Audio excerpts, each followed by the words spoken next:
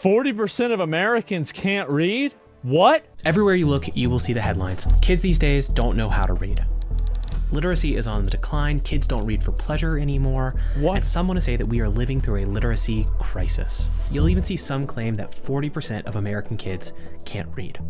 That's not true, by the way, and we're going to talk about that later in this video. Are we living through a literacy crisis, or is this just a long-standing failure dressed up as something new? Okay. If you want to understand the American literacy crisis, you need to know three numbers. First up, 40%. That's the percentage of American fourth graders who cannot read at what's called a basic level. Every few years, 9 years old? students around the country take a test called the National Assessment of Educational Progress, or the NAEP. This is also sometimes called the nation's report card. Yeah. And it allows us to track educational progress throughout the country. That's nice. Reading scores have remained relatively stable since 1992 until 2019, when they started to decline. Sometimes that's reported as saying that 40% of students can't read, but that's not what those statistics mean. So now 40% of fourth graders can't read at what's considered a basic level, and only 31% can read at what's considered a proficient level. The NAEP also defines those terms, and just because a kid can't read at basic level doesn't mean that they can't read. That sounds like they can't read, bro. Man, that's making me think that they can't read. Yeah, I'm getting worried about this.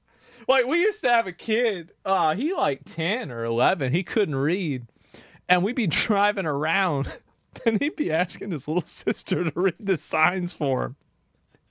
And we called this kid retarded so much that he learned how to read. But the literacy crisis doesn't stop at elementary schools, and that brings us to our second number, 28%. And we bullied them into reading. That's the share of U.S. adults that are at the lowest level of literacy. Wait, hold on. Let me listen to this. Number, 28%. That's the share of U.S. adults that are at the lowest level of literacy. 28% of adults. So the top performers are going down and the bottom performers are going up. That sounds pretty bad. In the last decade, that number has increased by 9 points. Wait a minute. 9 points. That's 50% almost. Because the scale was at 20 to begin with. So 9 points sounds like it's not a lot. But when you start at 20 and you go up by 9, that is insane. Adults can't read, but it does mean that they are what's called functionally illiterate. This means that they lack literacy skills which would allow them to navigate the world and go about their day-to-day tasks. Oh my God. And our final number is 21. That's Mississippi's ranking in fourth grade literacy as of 2022. In 2013, Mississippi was ranked 49th. They were basically at the bottom of the country's rankings, and now they are well above the middle. Wow. They taught the kids how to read? They saw the problem, and they actually tried to solve it. So at the end of this video, we're going to talk about what Mississippi has done right. But first, we're going to take a slightly closer look at that NAEP data. Literacy scores have been declining since 2019. This might not be that surprising because something everybody knows this happened in 2020, which caused a lot of school closures, and we've generally seen learning loss across the board. Learning loss is not... Have you guys ever seen, like, you ever been to a local restaurant or something like that, and you had the restaurant had to write something out, like with like handwriting, and like all the words are spelled wrong? Also up post-COVID, which does complicate actually teaching kids how to read. One group of student hasn't seen a decline in their test scores, though. These are students who are already in the 90th percentile. So what we're seeing is a widening gap between those students who are reading quite well and those students who are struggling to read at a basic level. So they're dumb and they're getting dumber. This tells us something important. If we to improve American literacy, the biggest impact we can have is by focusing on those students who are struggling to read the most. And that's going to be important when we talk about Mississippi in a few minutes. But even those top performing students, like the students who would go on to study at really great colleges and universities, are also struggling. At the University of Texas here in Austin, some professors told their school newspaper that they would be shortening reading assignments and transitioning to assigning things like YouTube videos and audiobooks instead of physical. This is UT. Like, I have friends that graduate from UT. Does this mean that I have a degree from University of Texas because I'm a React streamer? Like, do I get course credit at UT right now? I should, right? Because students simply didn't have the patience for the reading assignments anymore. One professor was told by his students that Shakespeare's Hamlet was too long to read. Now, Hamlet is the long... TLDR. TLDR for Hamlet? I love this. This is amazing. Oh my God. But it is about 30,000 words. It's much shorter than the vast majority That's of novels. nothing. I've read twit longers that are longer than that. These professors cited things like the rise of video content, but also phone usage, as leading to a decline in their students' reading abilities. But they've decided that they have to give in and change with the times so that they can meet their students where they are. They don't need to meet the students where they are. The students need to meet the school where it is. This is embarrassing because this school is going to be churning out retards. Like whenever you are working at like an engineering factory or an engineering plant, you're going to get a sheet of paper and it's going to have instructions, and there isn't going to be a TikTok video that's going to explain it to you. So no, this is outrageous. And I'm not a reader. I don't like reading. But even I know this is ridiculous. 10 plays per semester. He's now teaching 6 in his classes. So even college students at good schools are struggling to read, and many of them are going to become adults who hardly read at all. That's right. Many Americans simply don't read books, and I think about 10% of college graduates haven't read a book in the last year. I don't read books. I don't. They're a waste of time. Like I don't read for pleasure. The only thing that I read for is information. I spend hours every day reading, but I don't read books. Maybe that's because they haven't been taught how to be a good reader. All right, let's pause for a second and ask ourselves what it means to be a good reader. The psychologist Daniel Willingham has this book called The Reading Mind. And in this book, he points out that reading is actually a fairly demanding task. First, you have to be able to understand the words on the page, and that's usually what we mean when we say that we're teaching kids to read. But actually, reading involves 3 additional levels of representation. You need to be able to extract ideas from sentences. You need to be That's hard. able to then connect the idea across those sentences. You're out. That's it. No, I can see why we're having problems. Yep, I get it. Immediately. Yep. This totally makes sense. And then you integrate this within a model in your mind. Okay. Settle down. All right. This is... I'm out, bro. Like, people misunderstand tweets. You think they're going to be able to read a book? No. That answers the question of what the text is about. And Willingham notes that many readers fail at the second level. They're not able to point out obvious contradictions in a paragraph that they read. If you're not reading at a level where you could even catch obvious contradictions, then you're going to struggle when you're reading sets of instructions or complicated forms. And really that contributes to what we called functional illiteracy before. It's like you can read, but you can't ever read when it matters. You can only read when it doesn't matter. You can read the sports stats. You can read, a romance novel about how a woman falls in love with a lizard. And, and the lizard's also a billionaire, by the way. But you can't read instructions on how to put together a vacuum cleaner. You can't figure that out. Makes it difficult for you to navigate your day-to-day life. Being able to connect ideas is actually a skill that you have to develop. And I found that when I was teaching philosophy at some universities, that skill was something that my college students still needed to develop. I found that the worst question I could possibly ask when I started a discussion of some text in the classroom was, what is this text about? Because most students could tell you what some of the sentences said, but they weren't able to form a picture of the cohesive whole. You know what? I don't know if he's going to put this together. Think about how many people on Twitter say, Grok, summarize this for me. Uh-oh. That's a lot, isn't it? Wow. Yep, good example. Yeah, that's right there in front of you. That meant that I had to guide them through interpreting a text. I would have to ask them questions like, what is the thesis of this article or this book or whatever it was that we were reading? Yes. Where are the arguments and the evidence for that thesis? And then is there any irrelevant or unnecessary information? You're getting increasingly depressed? You don't have to be depressed.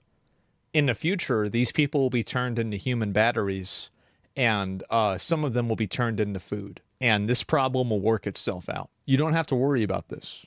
Everything's going to be okay. This was a process that I would guide my students through so that they could learn how to read better. But there was another barrier that my students faced, which is that they lacked a lot of background knowledge, which helped them make sense of a text. Let's say you want to read a really big book like War and Peace.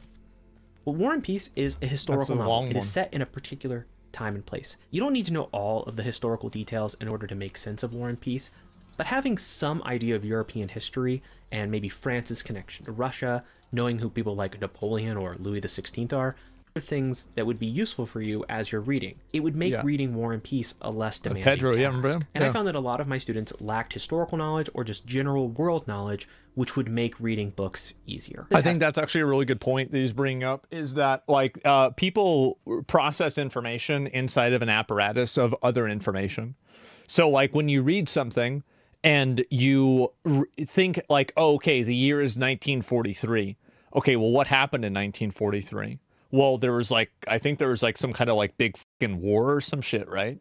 And so, but if you don't know that, that's going to harm your ability to process this in a contextualized way. At some point, we started to emphasize critical thinking over memorization of facts. You can find this a lot in popular discussions of pedagogy. The idea is that you should teach students how to think rather than what to think. I think that we're at a position now where we're at neither. I think that the increasingly more important need to fit in with the groupthink and the amount of people who get ostracized for not fitting in with groupthink. Think about what happened to people with COVID. Think about people who have different views on trans ideology. Think about people who are pro or against Donald Trump. And so all of these types of thinking, I think that critical thinking has been systematically removed from our society, and it's by design. And the reason why I think so, and even if it's not by design, it is a natural entropy of human thought and collective thinking. Because what's happened now is that you have so many people that constantly think about the same stuff. And if anybody has, like, how many of you guys have seen somebody on Twitter, for example? How many times does somebody get called a racist without also being called sexist, homophobic, transphobic, and like, I don't know, what's the other, ableist, right? Usually this is like an array of insults that are just thrown out at somebody. Right? Like, yeah, you never pull one card, you always get the full Exodia. And so what happens is that people are taught not to critically think because critical thinking will lead them to conclusions that bring them against the established dogma of their worldview.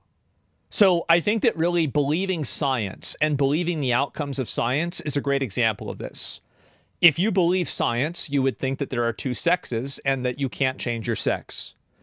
But if you believe science, then you could also believe that certain types of man-made climate change would be a negative impact on the world. Both of these opinions will get you ostracized from each of their respective political parties. This is the way that people have been taught systematically not to critically think because they're afraid to. Because when you critically think and you go against the grain, and he knows this, I'm sure, there are studies with this, where, like, for example, it's like measuring a line, and a guy goes into an experiment area, and he thinks that he's doing the experiment, but he's actually the only one being experimented on. And the guy's like, okay, which line is the longest? And he keeps picking the longest one, but everybody else in the room picks the second or the third longest one. He eventually starts waiting for the group before he gives his answer. And the study was done in order to basically explain how strong the human desire is to fit into groupthink. So I think that critical thinking is, like, it's not that kids are learning critical thinking and not facts nowadays. It's that kids aren't learning critical thinking, and now they don't even have the facts they don't have anything. Yeah, they don't have fucking anything. Yeah, when you critically think, you can go against yourself. I think that, and this is a big, I'm going to have a big Reddit moment here, but I think that religion and a lot of people's adherence to religion and extreme political dogma is because they're afraid of the conclusions of their own critical thinking. I think human beings in general, our cognition has evolved faster than our ability to cope with our cognition. That's what I think.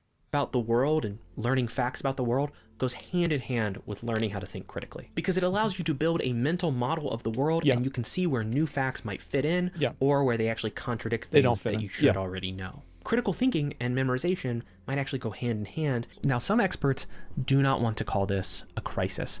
One researcher from Harvard University described American reading education as a very stable level of mediocrity.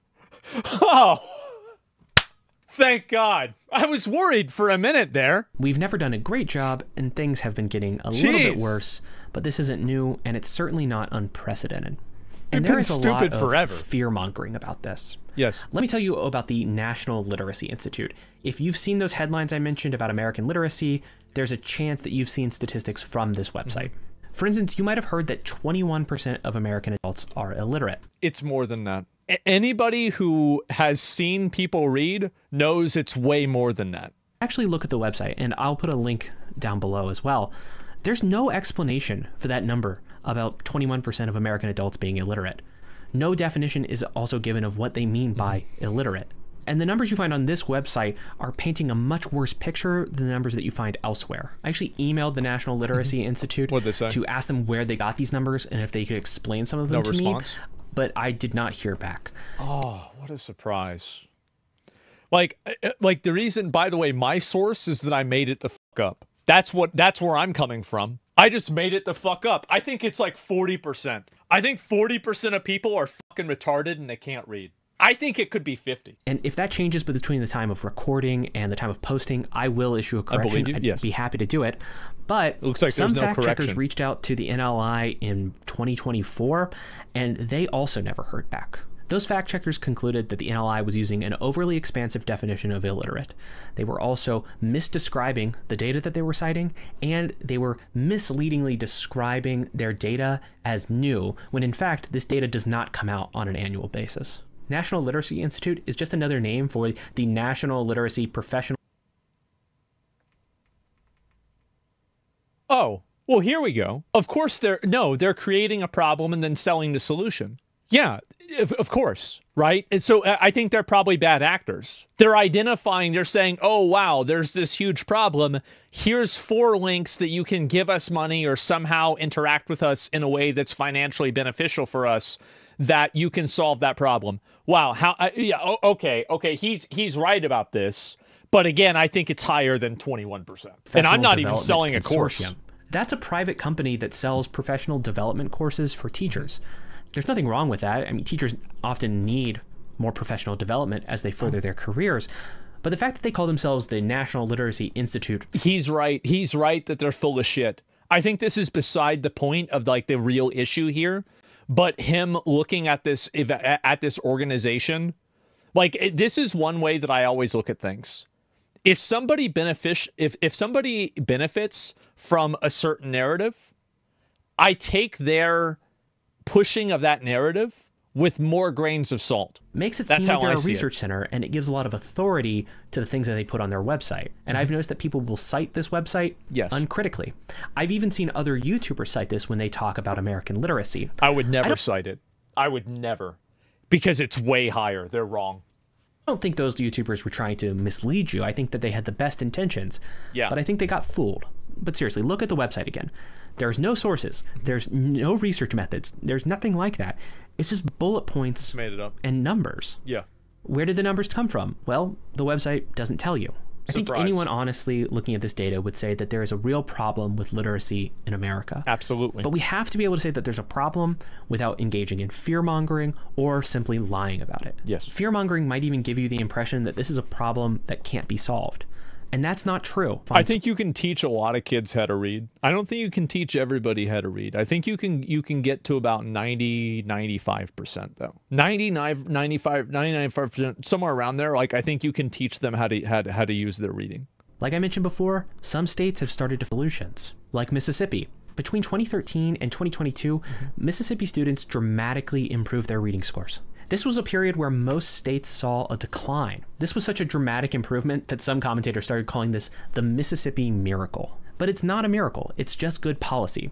Because one researcher from the University of Toronto found that this improvement was linked to the Literacy-Based Promotion Act, or the LBPA. The Mississippi legislature passed the LBPA in 2013, and that bill did a couple of things. It expanded access to full-day pre-K programs. It focused education on phonics and the science of reading, so it actually changed how we were teaching students how to read. It invested in professional development for teachers. Because this is what I said before. See, I was talking about how teachers are stupid. This is exactly what I was saying. You get what you pay for. You pay teachers $40,000 a year. That's what you get. They would need more training. It identified struggling readers and then targeted them for specific interventions. So if a student was falling behind, they got additional help when it came to reading. And finally, some struggling third graders were held back for a year so that they would have more time to build. Sometimes you got to do it. I mean, I understand that it's really embarrassing to be held back because you can't pass third grade, but I can guarantee you that it's even more embarrassing to not be able to read the instructions for your Roomba. I could promise you that. The simple description, though, is that the LBPA took literacy seriously. It gave teachers the training they needed, it focused on struggling readers, and it gave kids time to learn how to read properly. Very strong impact on those students at the bottom. It helped bring a lot of students from that below basic category to basic, and also students from basic to proficient. There it is. It had almost no impact on students who were already proficient, maybe moving them to the advanced category. But that's to be expected given the kind of interventions that were in the bill. What Mississippi demonstrated is that the decline in American literacy isn't inevitable. We can solve this problem, and it actually only cost Mississippi $15 million. That's nothing. So you're telling me it would only cost maybe like $1 billion across the whole country to just have kids understand graphs? I mean, that's it? Yes, they don't want that? Yeah, I don't think they want that. This doesn't solve every problem. Yeah. There are still adults in the United States who are functionally illiterate. There are plenty of adults who can read but simply choose not to. And we still need to figure out what to do about college students who can't keep up with assigned reading anymore. But kick them out of college. If you're not good enough, you get kicked out. The fact is that we do not need that many people with these degrees. There are certain in-demand degrees that, yeah, maybe you have to maybe make up a little bit for it. But there's a lot of people that go to college to get a bullshit degree so they can go to a job that's a bullshit job at a bullshit company that makes a bullshit product that doesn't do anything. They would be better off if they were an electrician or they were doing something else that had a tangible beneficial effect on the world. We don't need more gender studies majors. We don't need more we don't need more business majors. I used to be in business school. You know what business school is? A waste of time. A colossal fucking waste of time. Let me tell you, any of you guys that went to business school, they made all of that shit up. They created vocabulary. They invented all these terms. So wrong, bro? No, I'm not talking about finance. I'm not talking about accounting. I'm not talking about anything else. I'm talking about management. This is, bro, we could have had a fucking class in astrology, and I think it would have given people better insight on how to advertise a product than marketing. It's a joke on management. Like, get the out of here. It was such a waste of fucking time. Mississippi's success shows that the literacy crisis can be mitigated. We can help more people learn to read if we're smart about it. Before we go, let me ask you one question. Are you looking for a way to learn more and to stop mindlessly scrolling? No. Or do you want to have a healthier relationship with your phone No. and to use your screen time wisely? No. Well, if that's the case, then No. check out I gotta say, I really respect this guy's method of making videos. There's no bullshits, no random stuff. It's just him talking. It's just a guy talking. That's it. I like that. And teachers don't fail students anymore because the teachers are afraid of the parents? No, I don't think that's the reason. I think that it's more systematic. Schools don't fail students because schools are afraid of being defunded. And if enough students fail, the school will get evaluated, the leadership might get changed, and they might get defunded. So it's actually a systematic problem that is passed down to the teachers. But I think if the teachers had the final and only say, you would have a different thing going on.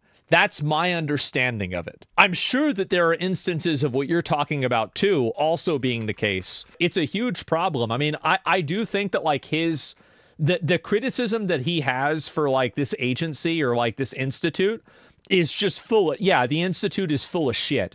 They are. And again, why are they saying this? The National Literacy Institute that just coincidentally has a bunch of different programs and initiatives that you can pay them for to increase literacy. Wow, how fucking convenient for them. So yeah, obviously you shouldn't listen to them. They're in on it. They're making money off of it. Fucking duh. And I think we're going to see a lot more of this too. And I think the problem with literacy, here's another really big reason why literacy is falling off. Reading requires direct, immediate, uninterrupted interaction. So like, for example, if you're a teacher, right, or something like that, or sorry, not teacher, if you're like on your computer and you're reading something, that has to be on your main monitor. You can't listen to it while you're doing something else. Reading is something that you can't multitask in, generally, right? You have to actually read the words on the page and be thinking about what the words mean. Because if you don't do that, you're probably not going to listen to it. So the issue is that now people are so used to overstimulation with like 2 or 3 different input systems at all times. Like, how many of you guys are playing video games on a Discord call listening to music? Well, you can't do that while you're reading. So because there's like a stimulation fucking stimulation inflation, nobody's fucking reading. Because reading doesn't get the dopamine going in the same way that scrolling TikTok does super fast or anything like that. I think that there is a degree where people are looking for dopamine so much that they push themselves into sensory overload. And you can see this with little kids that do it all the time. They'll have like a phone, a tablet, and they'll be looking at TV all at the same time. And you ask your kid, like, or not your kid, you ask the kid, what are you doing? And I don't know. Doesn't even know what he's doing. He's just doing it. That's it.